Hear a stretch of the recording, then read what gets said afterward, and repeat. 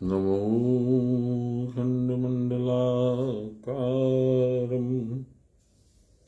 व्याप्तं येन चराचरं तत्पदं दर्शितं येन तस्मै श्रीगुरवे नमः।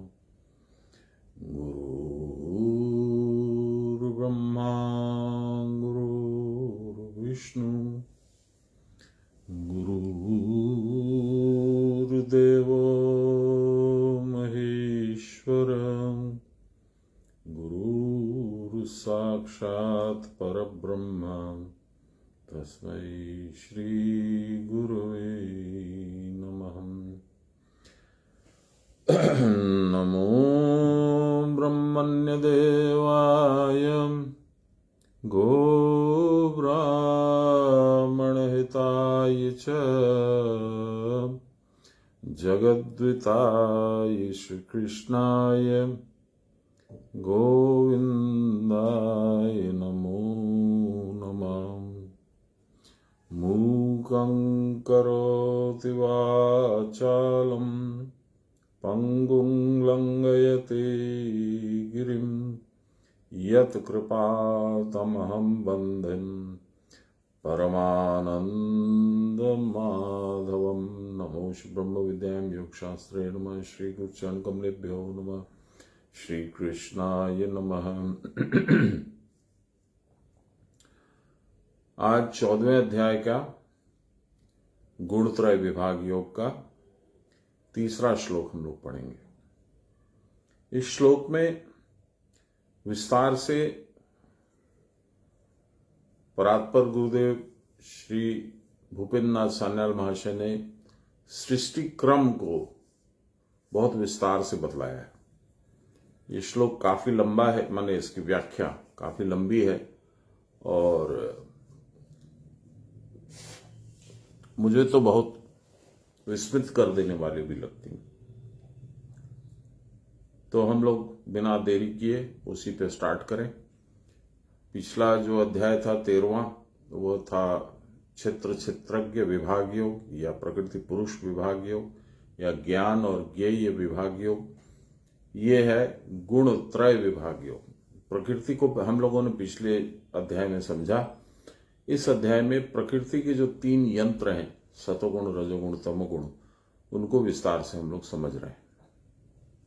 आज शायद सारांश पढ़ने की टाइम मिले या ना मिले, तो हम लोगों ने उसमें बुकमार्क लगा के रखा हुआ है। जब समय मिलेगा तो उसको फिर से पढ़ेंगे। आज हम लोग तीसरा श्लोक आज प्रारंभ करते हैं।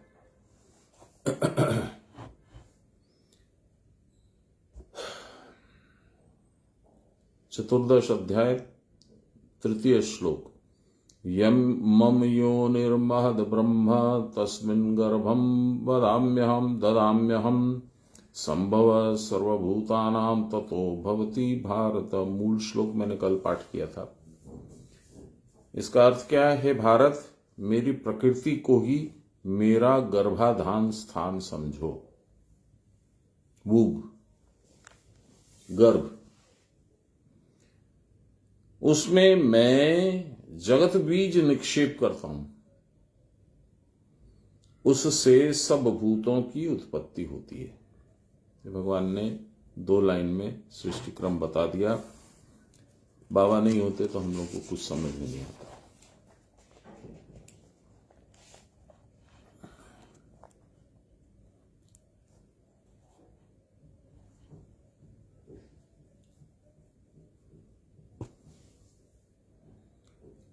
पूरा संस्कृत में ही है।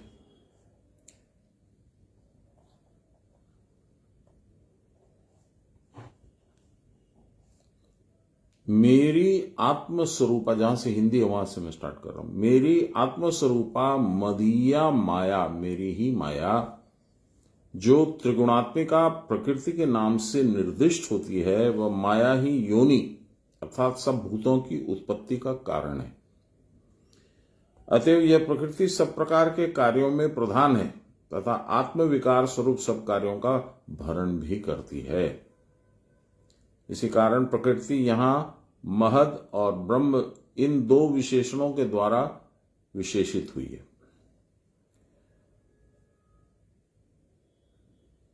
विशेषण आप लोगों को मालूम होगा, विशेषण मीन्स एडजेक्टिव, प्रकृति मीन्स संज्ञा या नाउन। उस महत और ब्रह्म स्वरूप योनि में मैं गर्भ का आधान करता हूं। यहां गर्भ शब्द का अर्थ है हिरण्य गर्भ या जन्म हेतु बीज, अर्थात सर्वभूतों का जन्म कारण स्वरूप बीज। इसी बीज को मैं इस प्रकृति रूप योनि में आधान करता हूं, निक्षेप करता हूं।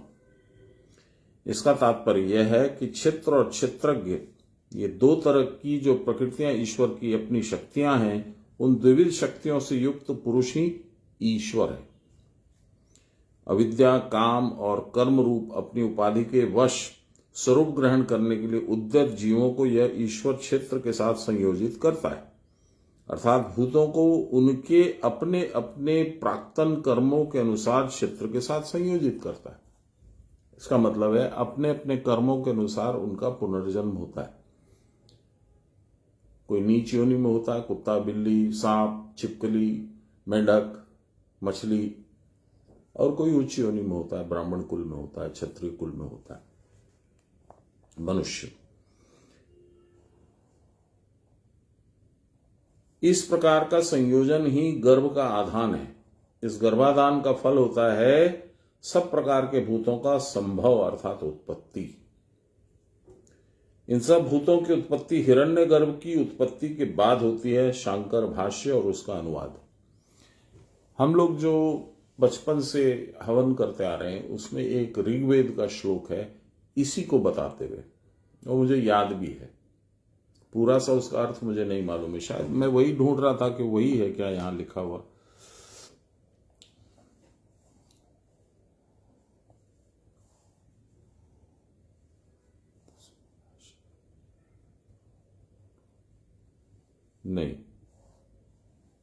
नहीं, वो श्लोक है, ध्यान से सुनिएगा। ओम हिरण्य गर्भ, जिसकी बात हो रही है, प्रकृति, हिरण्य माने तेजोमय। ओम हिरण्य गर्भ समव्रतत आग्रे, जो कुछ भी है सबके पहले वही उत्पन्न होता है, हिरण्य गर्भ। हिरण्य गर्भ को ब्रह्मा भी कहते हैं, सृष्टिकर्ता। ओम हिरण्य गर्भ समव्रतत आग्रे भूतस्य जात पतिरेकयासीत। भूत यानी हम लोग सब प्राणी उसी में उत्पन्न होते हैं। सदाधार पृथ्वीम, मूलाधार, पृथ्वी मूलाधार है, आपको मालूम है 5 तत्वों में पृथ्वी यानी मूलाधार। द्यामुते माम कस्मै देवाय विशाविदेमः, यानी सनातन धर्म में वेदों की उत्पत्ति के समय लाखों वर्ष पहले अंग्रेजों ने और मुसलमानों ने हम लोगों को बहुत ज्यादा पहले का बताया नहीं है। उनके हिस्टोरियन, जिनको हम डिस्टोरियन कहते हैं, उन्होंने डिस्टॉर्ट किया हमारी संस्कृति को। हमारे शास्त्र, हमारे ऋषि मुनि कहते हैं कि हम लोग 17.5 कल्प नहीं, 17.5 चतुष्युग का एक कल्प है। ऐसे कई कल्प हम लोग गुजार चुके हैं। किसी भी धर्म की पुस्तक में आप देखेंगे फलाने मनवंतर में, फलाने कल्प में ऐसा बताया जाता है। एक कल्प का मतलब होता है 17.5 चतुष्युग। एक चतुष्युग का मतलब होता है 39 लाख बरस। यानी कहीं कोई किसी तरह का साम्य भाव नहीं है, मैचिंग नहीं है, कुछ भी नहीं है। हम लोग कृष्ण भगवान को 5000 साल पहले का मानते हैं। कृष्ण भगवान स्वयं जो हैं कलयुग और द्वापर की जब संयुक्त अवस्था थी, यानी द्वापर स्टार्ट होके कलयुग, जब द्वापर खत्म होके कलयुग जब स्टार्ट हुआ, उस समय कृष्ण भगवान का अवतार हुआ था। राम उसके पहले त्रेता युग में थे, उसके पहले बहुत सारे भगवान के अवतार आए।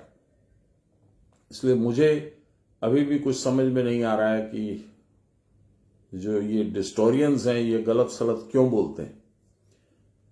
वो ईर्ष्या की बात मुझे लगता है कि है, क्योंकि उन लोगों को लगता है कि अरे इनको इतना पुराना, इतना सनातन बता देंगे तो हम लोग की जो इम्पोर्टेंस है, महत्ता है, वो घट जाएगी। शायद यही कारण होगा हिंदुओं को उनका उचित स्थान नहीं देना है। तो ये ऋग्वेद, जो कि आप लोगों को मालूम है मत्स्य अवतार के समय, जो प्रथम अवतार था सतयुग में, उस समय भगवान ने नौका को खींच करके एक बड़ी मछली का रूप लेकर के नौका को खींच करके और सुमेरु पर्वत के पास पहुंचाया और वहीं पे वेद का दान दिया मनु को, महर्षि मनु को। सप्तऋषि में महर्षि मनु, मनु माने मन। तो ये इतिहास के गर्भ में बड़ा अस्पष्ट है। चलिए आगे बढ़ते हैं। इन सब भूतों की उत्पत्ति हिरण्यगर्भ की उत्पत्ति के बाद होती है, इसीलिए कहते हैं ओम हिरण्यगर्भ समव्रत आग्रे, सबके पहले भूतस्य जात प्रतिरेकयासीत सदाधार पृथ्वीं जामुते माम। ये सारा सृष्टि क्रम बतलाया जा रहा है इस एक श्लोक में। आध्यात्मिक व्याख्या लाहिरी महाशय बोलते हैं, मेरी जो योनि सर्वम ब्रह्ममयम जगत व्यापक, जो ब्रह्म उसका जो अणु उसके भीतर प्रवेश करना अर्थात क्रिया के परे की स्थिति, सूक्ष्म ब्रह्माणु रूप में, वहां जाने पर कुछ बोल नहीं सकता, पूछने पर भी जो सो बोल जाता है। अब सुनिए, भगवान, ये सान्याल बाबा बता रहे हैं, भगवान यहां पुनः सृष्टि क्रम बतला रहे हैं, सीक्वेंस ऑफ क्रिएशन, सृष्टि कैसे बनी। यह सृष्टि तत्व अतिशय सूक्ष्म है। प्रज्ञा चक्षु प्राप्त साधकेंद्र के बिना अन्य किसी को इसकी धारणा करना कठिन है। तथापि शास्त्रों में इस बात को बारंबार समझाने की चेष्टा की गई है। बाहरी रूप से समझाते समय वह कहने से समाप्त नहीं होता और श्रोता के सब प्रश्नों की मीमांसा भी इससे नहीं होती। यानी बोल के समझा नहीं जा सकता, सुन के समझा नहीं जा सकता। यह निजबोध स्वरूप है सृष्टि क्रम। कड़वे का स्वाद खाने वाले के सिवा दूसरा कोई नहीं जानता। ब्रह्म सर्वव्यापक, निराकार, उत्पत्ति विनाश वर्जित है। इंद्रिय, मन और बुद्धि द्वारा उसको नहीं समझ सकते। वह सर्वव्यापक, सर्वशक्तिमान, सर्वज्ञ और अत्यंत सूक्ष्म है। उसका एकांश अत्यंत सूक्ष्म अणु के समान होता है, जिसका योगी लोग अनुभव करते हैं। जिनको साधन मिला हुआ है उनको बिंदु दर्शन होता है, वही सूक्ष्म अणु है। वह बिंदु फिर अपने आप में इतना विराट होने लगता है, बड़ा होने लगता है कि उसके अंदर फिर आप घुस जाते हो। ये सब बाबा से सुना हुआ है। उसके अंदर में बहुत कुछ अद्भुत घटनाएं आपको प्राप्त होती हैं, मिलती हैं, दिखती हैं। उसके ही भीतर त्रिलोक विद्यमान है। ब्रह्म अणु का षष्ठांश यह मृत्युलोक है। षष्ठ अंश मतलब छठा हिस्सा। इसके भीतर सप्त समुद्र और सप्त द्वीप हैं। उन सप्त द्वीपों का एक भाग जम्बू द्वीप है। उस जम्बू द्वीप के लक्ष कोटि अंशों का एक अंश भी तुम नहीं हो। और तुम्हारे भीतर न जाने कितने लाखों लाखों अणु रहते हैं। वे सारे अणु अनुभव के द्वारा बोधगम्य हैं। भगवान कितने सूक्ष्म रूप में इस अणु के भीतर व्याप्त रहते हैं, इसको बुद्धि के द्वारा समझना सर्वथा असंभव है। अणु के भीतर ही सब कुछ है, वह अणु ही ब्रह्म योनि है। क्रिया की परावस्था में जो गुणातीत, निर्लिप्त और अव्यक्त है, वही सर्वगुण विशिष्ट होकर ईश्वर है। जो क्रिया करके क्रिया की परावस्था का अनुभव नहीं करते, वे प्रपंच में वर्तमान रहते हैं। इसी कारण वे संसार को देखते हैं, ब्रह्म को नहीं देख पाते। मन के संकल्प के कारण ही प्रपंच दिखता है। मन ही संकल्प करके खुद बद्ध हो जाता है, बंध जाता है अपने आप। जैसे मकड़ी अपना जाल बना के उसी में फंस जाती है। संकल्प न रहने पर जीव मुक्त हो जाता है। इस अवस्था में मन अपने आप निसंग होकर हृदय में निरुद्ध हो जाता है। इस प्रकार निरुद्ध रहते रहते उन्मनी भाव होता है। मन लगा उन्मनी सू तहां पहुंचो जाए, चांद बिना चांदनी जहां तहां अलख निरंजन राय। यह उन्मनी भाव ही परम पद है। मन में ही संसार भासता है, भासता माने प्रकट होता है, दिखता है। इसलिए जब तक मन का क्षय नहीं होता तब तक क्रिया की परावस्था भली भांति नहीं होती।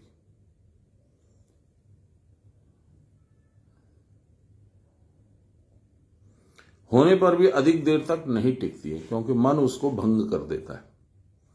ऊर्ध्व बिंदु और अधो बिंदु के बीच में मन है। यह मन में रहकर ब्रह्म में लीन होता है, तब कर्ता या करण नाम की कोई पृथक वस्तु नहीं रहती। आत्मा प्रकृतिस्थ होकर मन उपाधि धारण करता है। मैंने कहा था प्राण के चंचल होने से आत्मा का एक विकार मन नाम का प्रकट होता है। ये सुन लीजिए, आत्मा प्रकृतिस्थ होकर, आत्मा तो निर्विकार है, वो प्रकृतिस्थ कैसे होगा? यही तो समझने की चीज है। और उस मन से ही इस प्रपंच की सृष्टि होती है। आज्ञा चक्र पर्यंत गुण का स्थान है। यहां तक गुण है, मैंने बताया था 3 बिंदु है यहां पे, काला, लाल, सफेद। बहुत सुंदर इसका भजन भी है, मैंने कई बार सुना है।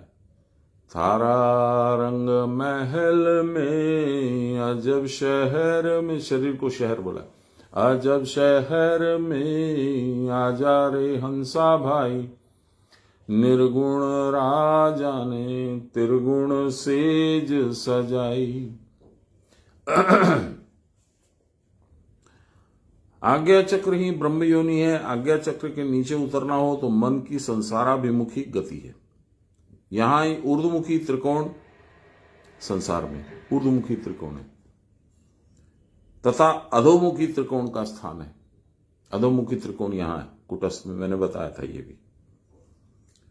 अधोमुख त्रिकोण से संसार प्रवृत्ति प्रारंभ होती है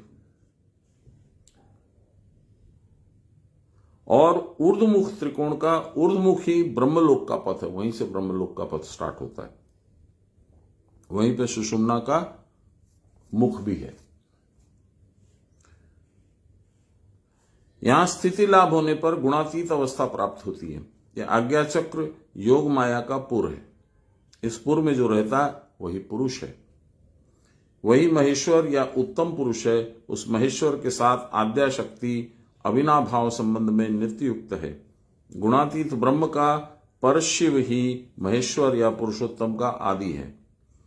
यह परशिव अवांग मानस गोचर है। यहां प्रकृति भी नहीं है और पुरुष भी नहीं है।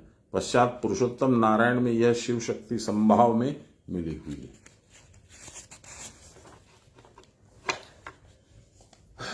वहां भी एक दूसरे को विभिन्न भाव में देखने का कोई उपाय नहीं है।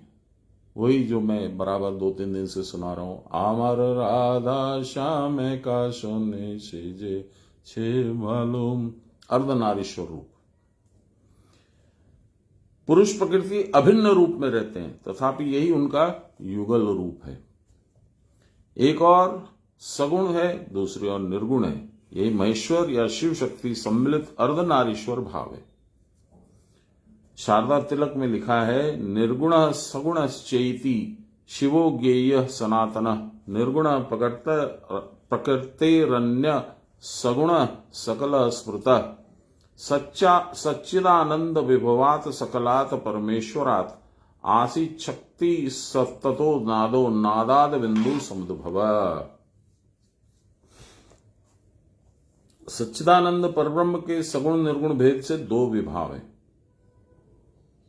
ये हम लोग तो बढ़िया से जानते हैं। ये जब ब्रह्म माया से अनुपहित रहता है, माया उनको टच नहीं करती, माया अलग पड़ी रहती है, अर्थात माया को स्वीकार जब ब्रह्म नहीं करता है तब वह निर्गुण कहलाता है। माया से उपहित होने पर उसको सगुण ब्रह्म कहते हैं। सच्चिदानंद स्वरूप ब्रह्म जब कलायुक्त होता है, पीछे में जो कला है, मैंने बताया था प्रणव के पीछे जो एक पूंछ जैसी है कला, तब मूल प्रकृति से उपहित रहता है, तब उससे शक्ति का आविर्भाव होता है और उस आविर्भूत शक्ति में नाद महतत्व, नाद से बिंदु, अहंकार तत्व उत्पन्न होता है। इस मूल प्रकृति से उपहित सच्चिदानंद ब्रह्म की ही उपासना होती है। मूल प्रकृति से अनुपहित, नॉट कनेक्टेड, निर्गुण ब्रह्म की उपासना नहीं होती। आप पहचान ही नहीं पाओगे, कहां है देख ही नहीं पाओगे, किसी तरह का कोई परिचय नहीं पाओगे, तो क्या उपासना करोगे?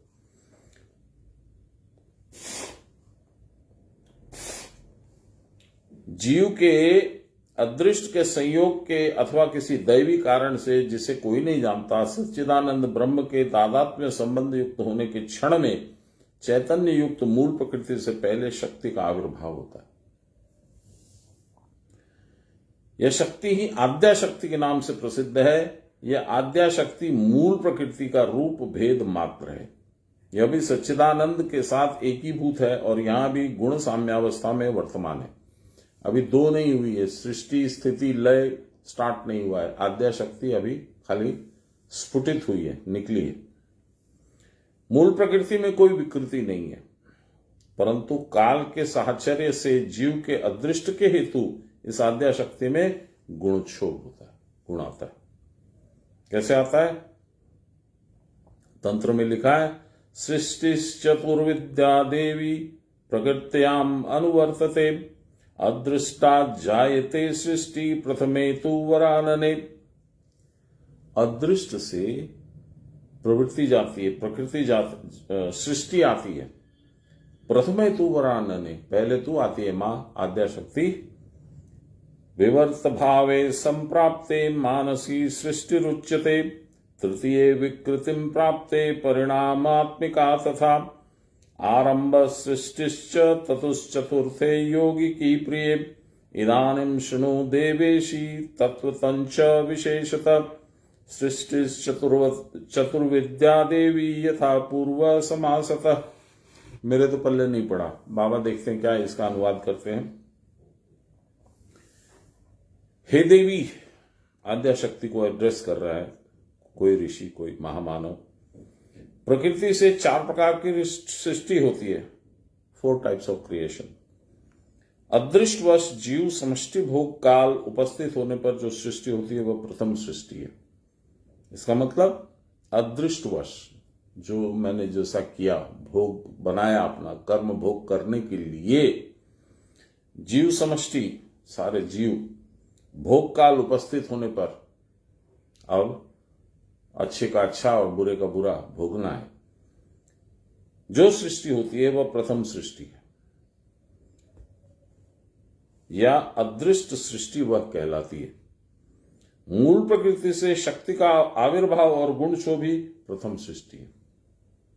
वहीं से पता है कि अब सृष्टि होगी और सब जीव अपने अपने समय से, काल से, रूप से भोग प्राप्त करने के लिए उत्पन्न होंगे। इसीलिए उसको प्रथम सृष्टि कहते हैं। विवर्त सृष्टि को मानसी सृष्टि कहते हैं। वेदांता सार में लिखा है, सतत्तो अन्यथा प्रथा विकार इत्युदीरित, अतत्तो तो अन्यथा प्रथा विवर्त इत्युदाहृत।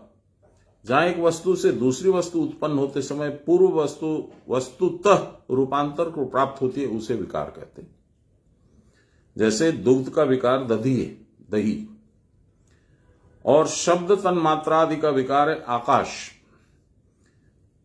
वहां जहां एक वस्तु से दूसरी वस्तु उत्पन्न होती है तथापि पूर्व वस्तु का अन्यथा भाव नहीं होता, वो चेंज नहीं होती, उसको विवर्त कहते हैं। रज्जु में सर्प के भ्रमकाल के समय, रज्जु यानी रस्सी, उसमें सांप का भ्रम हो जाता है, उसमें मिथ्या सर्प की उत्पत्ति होने पर भी उस रस्सी का स्वरूप उस समय भी अव्याहृत रहता है, उसमें कोई चेंज नहीं आता है।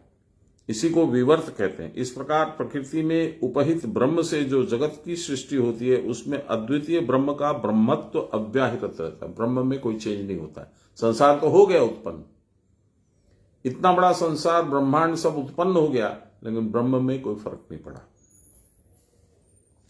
रस्सी में सर्प कल्पना के समान माया कल्पित यह जगत ब्रह्म का विवर्त स्वरूप है।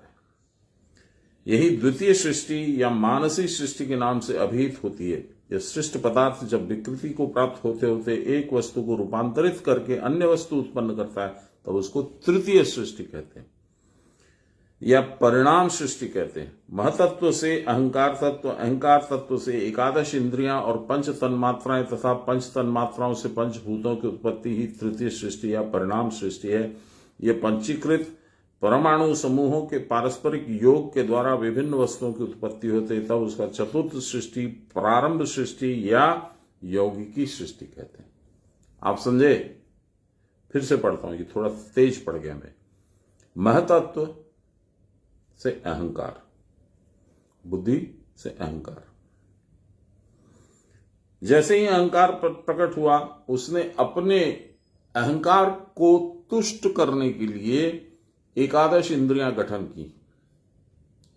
इसको यदि हम लोग गर्भ में जाकर के सोचें, मां के गर्भ में क्या होता है?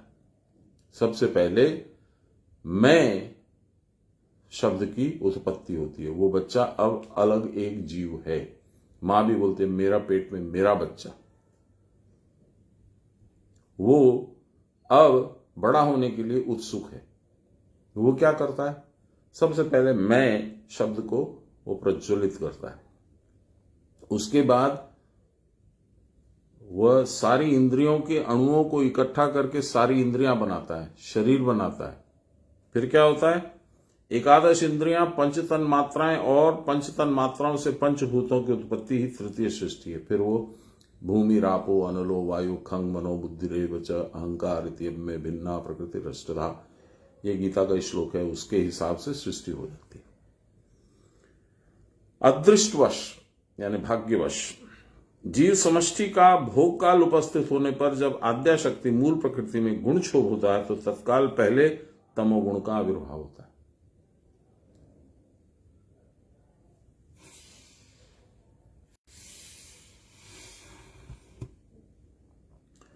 चैतन्य युक्त शक्ति भी तमोगुण में अनुप्रविष्ट हो जाती है।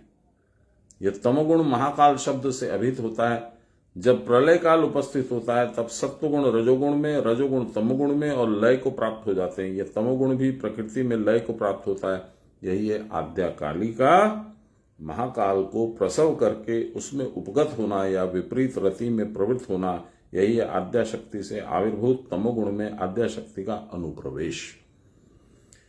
स्त्री पुरुष के संयोग से जैसे जीव की सृष्टि होती है, उसी प्रकार महाकाल और आद्या शक्ति के संयोग से यह जगत के सृजन होता है, जगत का सृजन होता है। प्रकृति का गुण क्षोभ होने पर उसके द्वारा उत्पन्न महाकाल के साथ नाद या महतत्व की उत्पत्ति हुई। यह नाद पुनः सत्व, रज और तमो भेद से 3 प्रकार का होता है। यह महतत्व ही हिरण्यगर्भ है। यही प्रथम सृष्ट वस्तु है। अभी श्लोक पढ़ा, उसमें भी यही बताया गया।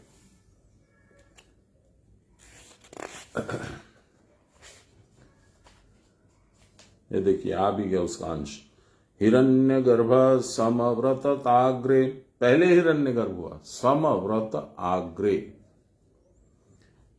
गुण भेद से ब्रह्मा विष्णु महेश्वर ये 3 उसकी ही मूर्तियां हैं। रुद्र ज्ञान शक्ति स्वरूप, ब्रह्मा इच्छा शक्ति स्वरूप और विष्णु क्रिया शक्ति स्वरूप हैं। उरक्त संहिता में लिखा है इच्छा, क्रिया तथा ज्ञानम, गौरी, ब्राह्मी, वैष्णवी, तीनों शक्तियां जो हैं।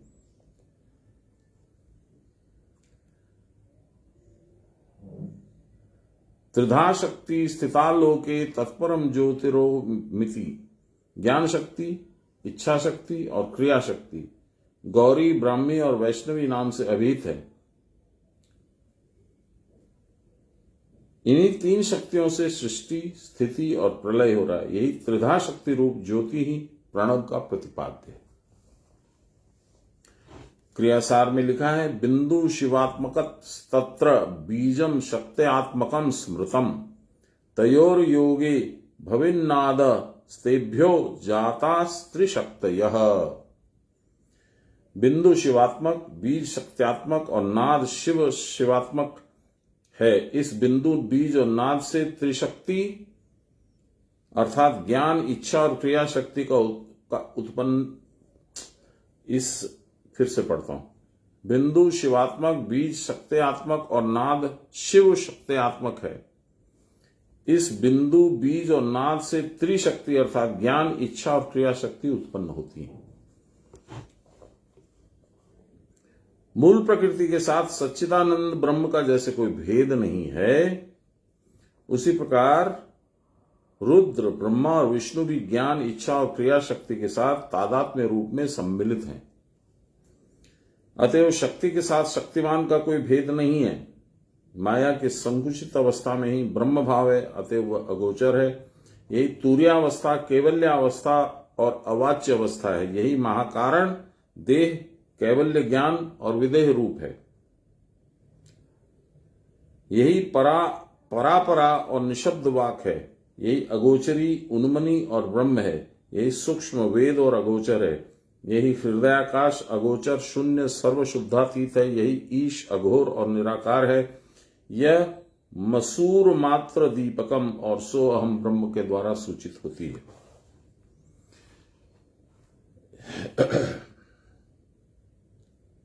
यह भांड बोलते हैं देह को, और ब्रह्मांड एक ही नियम के अधीन है। जो वो श्लोक है हम लोग बराबर बोलते हैं, यत भांडे तत ब्रह्मांडे, वही उसी का विस्तार है। ये सुनिए, यह भांड यानी देह और ब्रह्मांड एक ही नियम के अधीन है, एक ही रूप गुण समावेश से निर्मित भी है। अतः ब्रह्मांड में जो कुछ है, देह में भी वही सब कुछ है। यह ब्रह्मांड या देह सब प्रणव रूप है। सारे देवस्थान इस देह में सन्निविष्ट है। प्रणव का आकार स्वरूप ब्रह्मा पृथ्वी तक मूलाधार चक्र में अवस्थान करता है। ऊकार स्वरूप विष्णु मूर्ति जल तत्व स्वादिष्टन चक्र में है। मकार स्वरूप रुद्र तेजस तत्व मणिपुर चक्र में है। नाद स्वरूप ईश्वर वायु तत्व अनाहत चक्र में है। बिंदु स्वरूप महेश्वर आकाश तत्व विशुद्ध चक्र में है। और कला स्वरूप परशिव मनोरम आज्ञा चक्र में और कलातीत परब्रह्म में या परमा प्रकृति सहस्रार चक्र में अवस्थान करती है।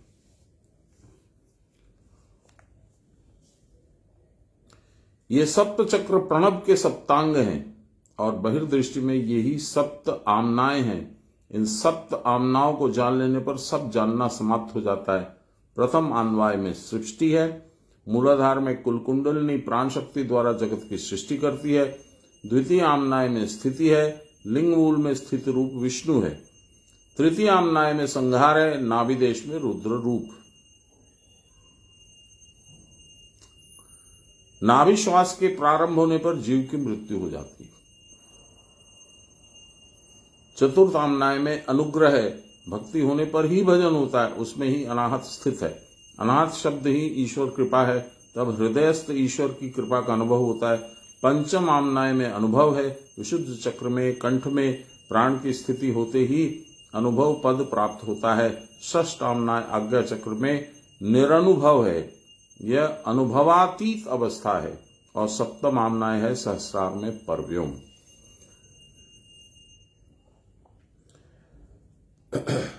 प्रथम आमनाय का ज्ञेय है कुंडलिनी शक्ति। द्वितीय आमनाय का गम्य है नारायण या पुरुषोत्तम। तृतीय आमनाय का ज्ञेय है काल। चतुर्थ का गम्य है विज्ञान पद। पंचम का ज्ञेय है शून्य। षष्ठ का गम्य है ब्रह्म। सप्तम का ज्ञेय है परब्रह्म या परव्योम।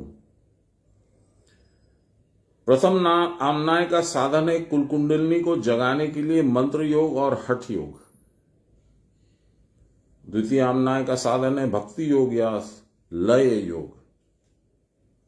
तृतीय आमनाय का साधन है क्रिया योग और लक्ष्य अथवा ध्यान योग। चतुर्थ आमनाय का साधन है ज्ञान योग, उरो योग, हृदय ग्रंथि की भेद की साधना। पंचम आमनाय का साधन है परायोग या संन्यास।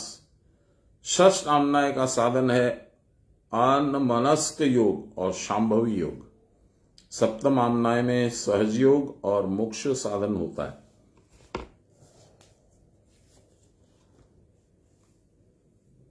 अनमनस्क योग, इसको किसी चीज में कोई लगाव नहीं है, वही अनमनस्क योग है। कल मैंने भजन सुनाया था, खेली छो ए विश्व लोए विराट ओ शिशु, उसमें यही है, आनो मोने खेली छो ए विश्व लोए विराट ओ शिशु,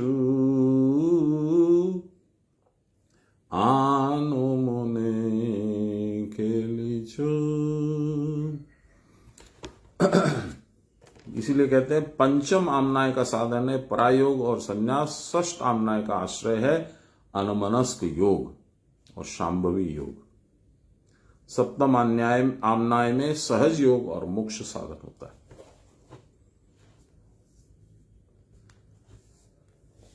इन योग साधनों के कारण भी आमनाय भेद से विभिन्न है। प्रथम आमनाय का कारण है नासिका, श्वास प्रश्वास का द्वार। श्वास प्रश्वास के द्वार से ही प्रथम आमनाय का साधन होता है। श्वास के स्थिर हुए बिना कुलकुंडलिनी शक्ति जागृत नहीं होती। इस द्वितीय योग का कारण है जिह्वा। जिह्वा के तालु कुहर में प्रविष्ट होने पर ही वाक संयत होता है और वाक संयम के साथ साथ इच्छा का नाश भी होता है। भक्ति योग वह है जिसमें मनोगति अन्यन्य नहीं जाकर निर्विच्छिन्न भाव से ब्रह्म में मग्न हो जाती है। तृतीय आमनाय के योगाभ्यास का कारण है चक्षु। चक्षु का लक्ष्य भ्रूमध्य में होने पर मन एकांतिक लक्ष्य के प्रति नियुक्त होता है। दृष्टि जब तक स्थिर नहीं हो जाती, मन चारों ओर नाना विषयों में दौड़ता रहता है। चतुर्थ आमनाय के योगाभ्यास का कारण है त्वक। कुंभक के द्वारा हृदय में पुनः पुनः ठोकर, इस ठोकर क्रिया के द्वारा चर्म में जो मोहमयी शक्ति आश्रित रहती है उसका शोधन होता है।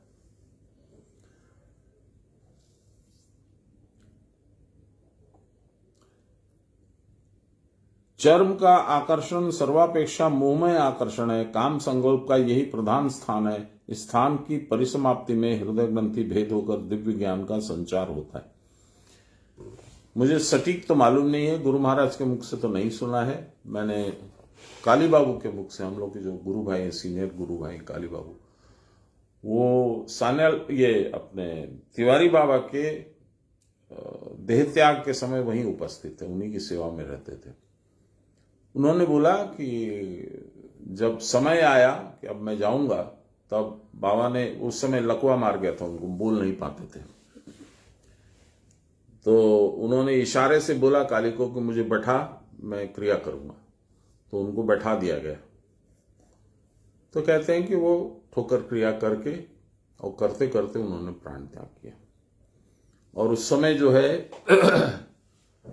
काली बाबू का कहना है, मैं थोड़ा सा उसमें अपना कुछ मुझे संशय है, कहते थे कि सारे देवी देवता आते थे उनसे मिलने के लिए, कभी कोई सा देवता कभी कोई सा देवता। ये तो गीता में भी लिखा गया है कि एक स्थिति, यौगिक प्रक्रियाओं के बाद में एक ऐसी स्थिति आती है जिसमें जिस भी देवी देवता के बारे में आप चिंता करोगे वो आ जाएंगे, तो आपसे मिल करके, आपका कुशल क्षेम पूछ करके, आपको सहयोग दे करके चले जाते हैं। ये तो मैंने पढ़ा है, इसलिए मुझे कोई विशेष उस पर डाउट नहीं है।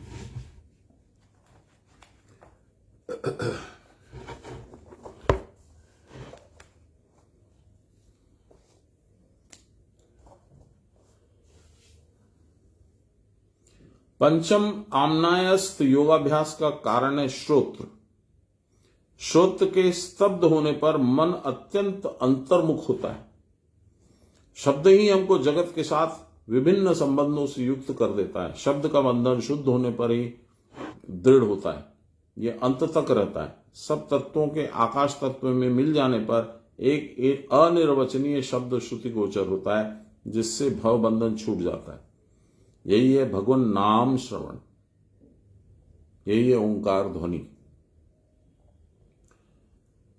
इस शब्द में तन्मय होने पर ध्वनि के अंतर्गत ज्योति और ज्योति के अंतर्गत शुद्ध मन का संधान मिलता है। यह मन ही षष्ठ आमनायस्थ योगाभ्यास का कारण है। मनस्थम मनः मध्यस्थम मनस्थम मनोवर्जितम मनसा मनमा लोक्य स्वयं सिद्धयन्ति योगिनः। बाहर की ओर से इस षष्ठ आमनाय का करण है प्राण। इसी कारण प्राण क्रिया करने पर जितना शीघ्र मन में प्रवेश कर जाता है, उतना शीघ्र अन्य किसी उपाय से नहीं होता। सप्तम आमनाय का योगाभ्यास समाधि स्थिति की प्राप्ति है। बाहरी भाव से इस सप्तम आमनाय का कारण है मृत्यु। वस्तुतः समाधि और मृत्यु एक ही बात है, थोड़ा अंतर है। मृत्यु में सुषुम्नावाही प्राण भी नहीं रहेगा, जबकि समाधि के समय प्राण का सुषुम्ना में सूक्ष्म रूप से थोड़ा संचार होता रहता है। इतना ही अंतर है, बाकी अंतर नहीं। इस प्रकार मम योनिर महद ब्रह्म, महद ब्रह्म ही भगवान की योनि अर्थात गर्भास्थान है, और महद ब्रह्म क्या वस्तु है यह तुमको समझाया गया। इस महद ब्रह्म में गर्भाधान ही द्वितीय या विवर्त सृष्टि है। यहां मूल सत्ता अविकृत है। भगवान चेंज नहीं हुई, प्रकृति चेंज नहीं हुई, केवल कल्पना में जगत रचितवत प्रतीत होता है। आपकी कल्पना से आपको लगता है कि संसार है। महद ब्रह्म रूप योनि में प्रविष्ट होने पर भगवान का नाना रूपों में प्रकाश होता है। हम लोगों ने देखा कल भूतात्मा, सूत्रात्मा, जीवात्मा, परमात्मा, ऐसा हम लोगों ने देखा। इसका एक बड़ा सुंदर उदाहरण है, मैं थोड़ी देर में बोलूंगा, ये खत्म हो जाता है श्लोक, अब खत्म होता ही चला। ये जो अपने क्या नाम है उसका, भगवान की जो महारानी है, पटरानी है कृष्ण भगवान की, देखिए क्या बुद्धि हो गई है। रुक्मी और रुक्मिणी, रुक्मी माने बुद्धि, रुक्मिणी माने आत्मा, और भगवान स्वयं परमात्मा का स्वरूप, गुण स्वरूप। इसकी एक रोचक प्रसंग है, मैं बताऊंगा।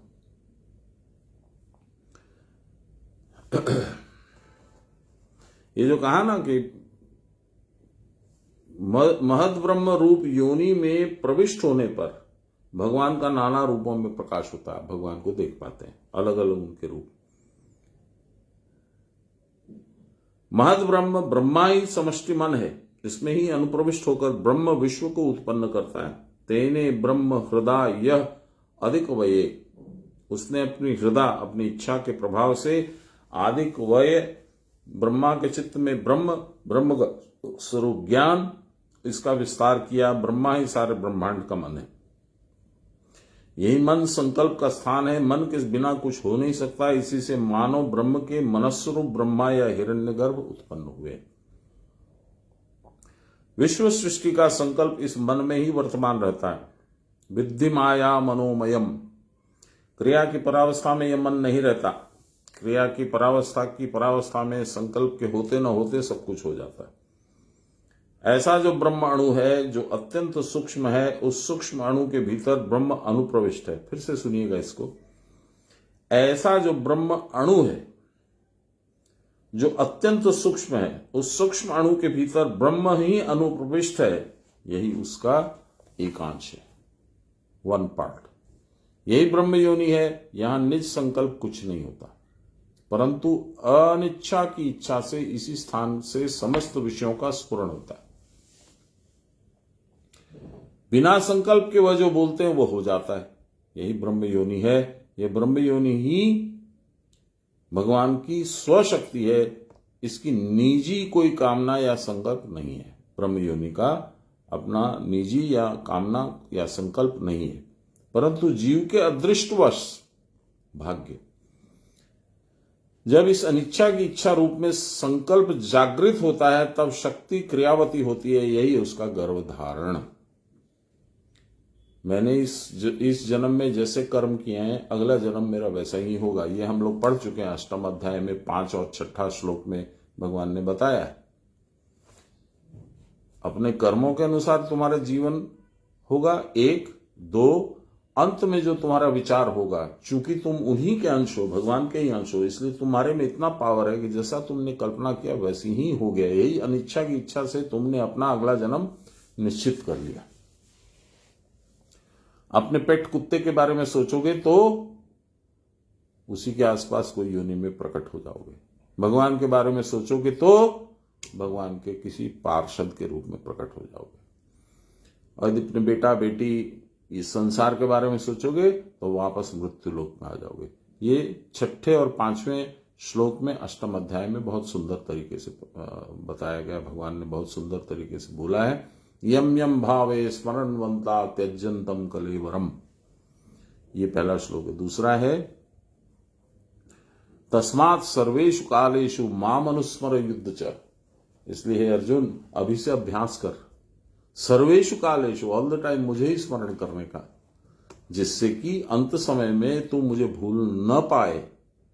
अभ्यास से बद्ध होकर, मजबूत होकर, बंद कर, तू मेरा ही स्मरण करता हुआ शरीर का त्याग करे, जिससे कि तेरा पुनर्जन्म नहीं हो।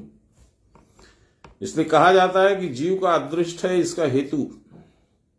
यद्यपि अदृष्ट कर्मवश ही होता है, परंतु जीव का जैसे आदि नहीं है, वैसे ही कर्म का भी कोई आदि नहीं है। जीव मृत्यु काल में कामना लेकर मृत्यु के गाल में पड़ जाता है। ये अभी हम लोग जो चर्चा कर रहे थे वो उसी का विस्तार है। देखिए, अतः उसकी उत्पत्ति का बीज उसके भीतर ही लीन है। समस्त विश्व का प्रलय होने पर भी जीव के कर्मों का अंत नहीं होता। अतएव प्रलय के बाद फिर उसकी उत्पत्ति होना अवश्यंभावी है। प्रलय काल में जीव कर्म के साथ महद ब्रह्म में लीन हो जाता है। महद ब्रह्म प्रकृति में सुप्त हो जाता है और सृष्टि काल में काम कर्मानुयायी जीव का स्व अदृष्ट भोग के लिए भोग्य क्षेत्र के साथ संबंध युक्त करने की जो चेष्टा की जाती है, वही गर्भाधान क्रिया है। वही गर्भाधान कर्ता सगुण ब्रह्म है।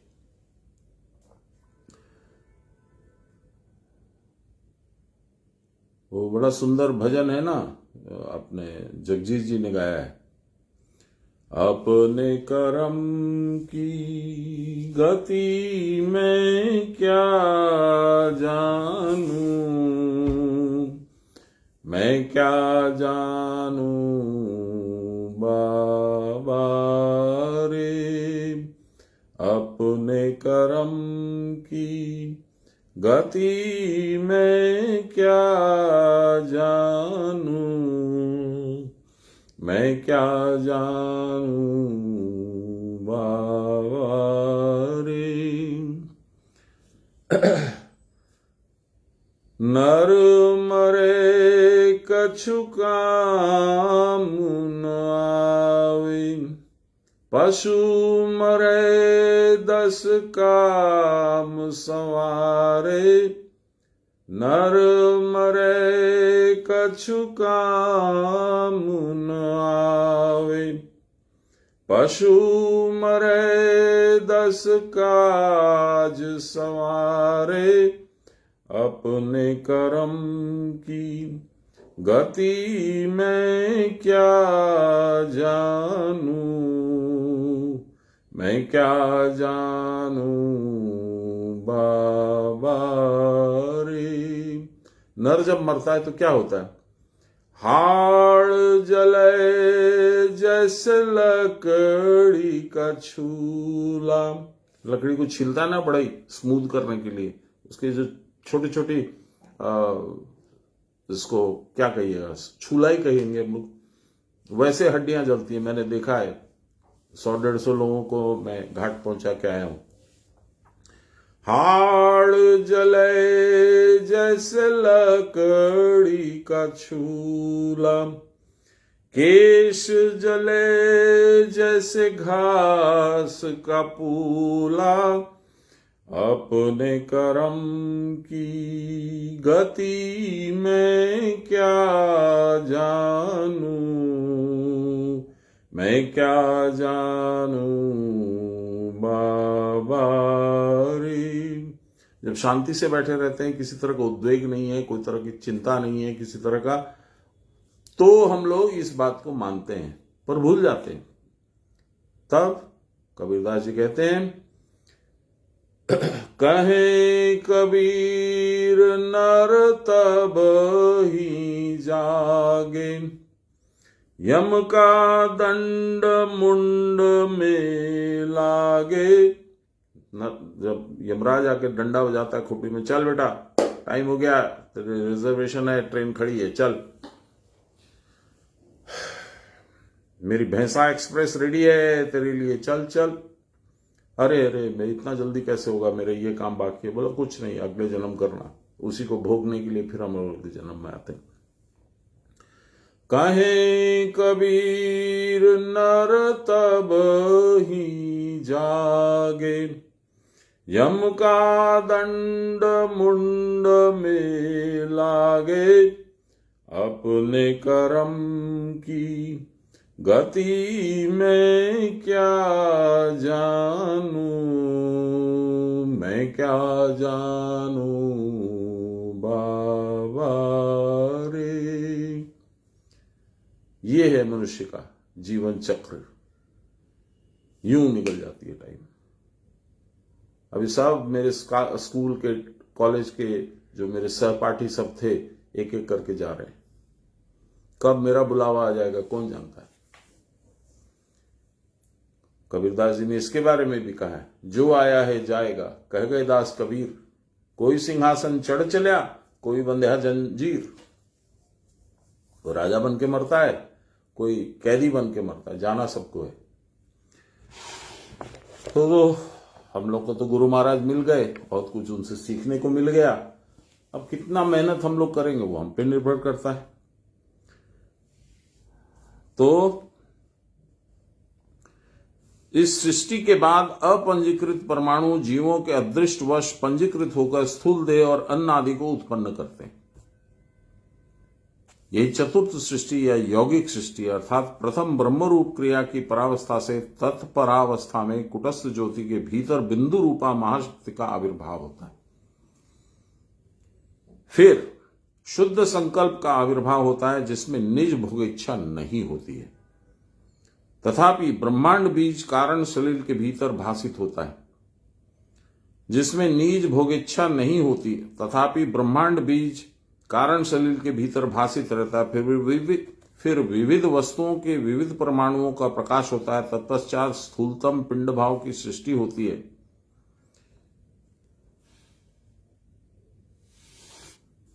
मेरे को डिस्टर्ब कर रहा है, एक फोन आ रहा है बार बार, मैं फिर से पढ़ता हूं इस पैरा को, ये इंपॉर्टेंट है। पश्चात महतत्व के अहंकार तत्व और अहंकार तत्व से पंच तन मात्राओं की सृष्टि होती है। भूमि, रापो, अनलो, वायु, खंग या पांच चक्र। यह विकार सृष्टि या परिणाम सृष्टि है। इस तृतीय सृष्टि के बाद अपंचीकृत परमाणु जीवों के अदृष्टवश होकर पंचीकृत होकर स्थूल देह और अन्नादि को उत्पन्न करते हैं। यह चतुर्थ सृष्टि या यौगिक सृष्टि है। अर्थात प्रथम ब्रह्म रूप क्रिया की परावस्था से तत्परावस्था में कुटस्थ ज्योति के भीतर बिंदु रूपा महाशक्ति का आविर्भाव होता है। हम लोग देखते हैं, बिंदु देखते हैं।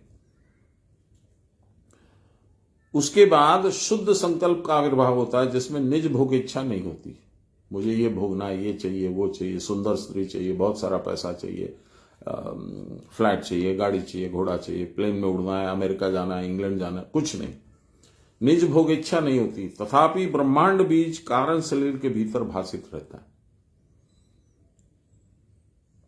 फिर विविध वस्तुओं के विविध परमाणुओं का प्रकाश होता है। तत्पश्चात स्थूलतम पिंड भाव की सृष्टि होती है यहां।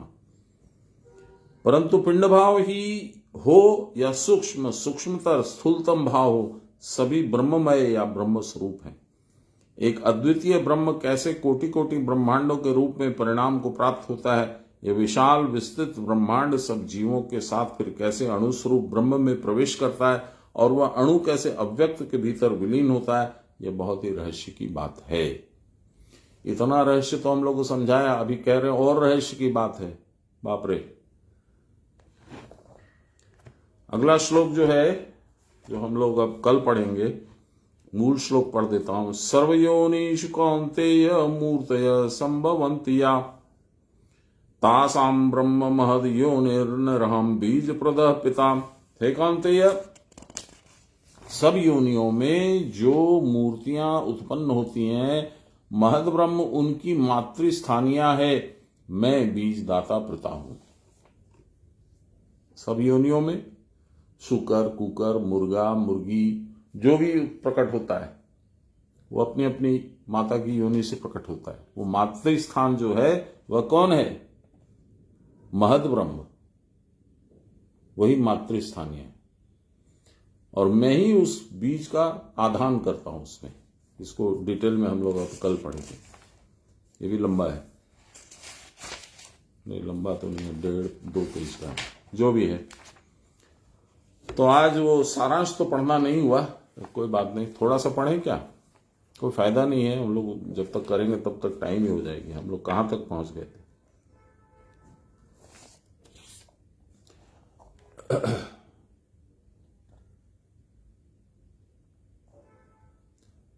तंत्र शास्त्र माया को अवस्तु नहीं कहते। देखिए फिर से इसको पढ़ ही लेते हैं ये पैरा को।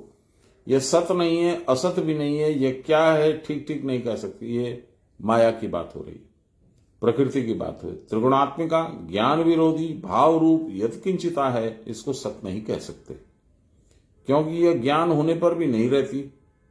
इसको सश्रृंग के समान मिथ्या भी नहीं कह सकते, क्योंकि इसके व्यवहारिक सत्ता सब अनुभव करते हैं। परंतु यह ब्रह्म जब शक्ति है तब ब्रह्म के समान सद्वस्तु न होने पर भी संपूर्ण रूप से असत तो नहीं है। कहां से आई है? ब्रह्म से आई है। तो हम लोग कैसे बोल देंगे कि नहीं मिथ्या है ही नहीं? यही बोल रहे हैं यहां पे। यह ज्ञान विरोधी है, क्योंकि जब तक माया या गुण का खेल रहता है तब तक ज्ञान नित्य वस्तु होकर भी आवृतवत प्रतीत होता है। जैसे कंबल ढक लेते हैं तो कुछ नहीं दिखता, उसी तरह से यही आवरण माया का आवरण है। परंतु तंत्र शास्त्र माया को अवस्तु नहीं कहते। तस्य कश्चित स्वतः सिद्धा शक्तिर्मायेति विश्रुता, देवी गीता। श्रुति प्रतिपाद्य उस आत्मा का स्वरूप अनुमानादि प्रमाण का विषय नहीं है। We cannot estimate, we cannot conjecture, we cannot speculate कि माया कैसी है। उस आत्म पदार्थ को जाति गुण क्रिया और संज्ञा आदि के द्वारा निर्देश नहीं कर सकते, इसलिए वह अनिर्देश्य है। उसके समान द्वितीय पदार्थ के अभाव के कारण वह उपमा रहित है, और जन्म मरण आदि 60 विकारों से शून्य होने के कारण वह अनामय है। यह आत्मा स्वतः सिद्ध एक शक्ति है जो माया नाम से विख्यात है। इसको यही समाप्त करते हैं, कंफ्यूजन ज्यादा हो रहा है मेरे दिमाग में, तो इसको यही समाप्त करते हैं। नमो ब्रह्मण्य देवाय गो ब्राह्मण्य हिताय च जगद्विताय श्री कृष्णाय गोविंदाय नमो नमः। ब्रह्मार्पणं ब्रह्म हविर्ब्रह्माग्नो ब्रह्मणाहुतं ब्रह्मैव तेन गन्तव्यं ब्रह्म कर्म समाधिनाम्। नमो श्री ब्रह्म विद्यायां योग शास्त्रे नमः। श्री गुरुचरण कमलेभ्यो नमः। श्री कृष्णाय नमः। श्री कृष्ण गोविंद हरे मुरारे, हे राम नारायण वासुदेव। श्री गुरु चैतन्य हे आत्मदेव, हे मात दुर्गे हर विश्वनाथ। सर्वे भवन्तु सुखिनः, सर्वे सन्तु निरामया, सर्वे भद्राणि पश्यन्तु, मा कश्चित् दुःखभाग् भवेत्।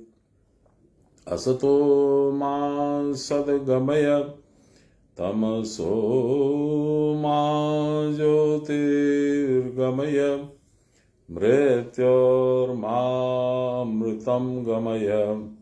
आविराविमहीधि रुद्रयते दक्षिणां मुखं, तेन मां पाहि नित्यं। रुद्रयते दक्षिणां मुखं, तेन मां पाहि नित्यं। बोलिए प्रेम से गुरु महाराज की जय, परम गुरुदेव की जय, परात्पर गुरुदेव की जय, परमेष्टि गुरुदेव की जय, गुरु माता की जय। हर हर महादेव।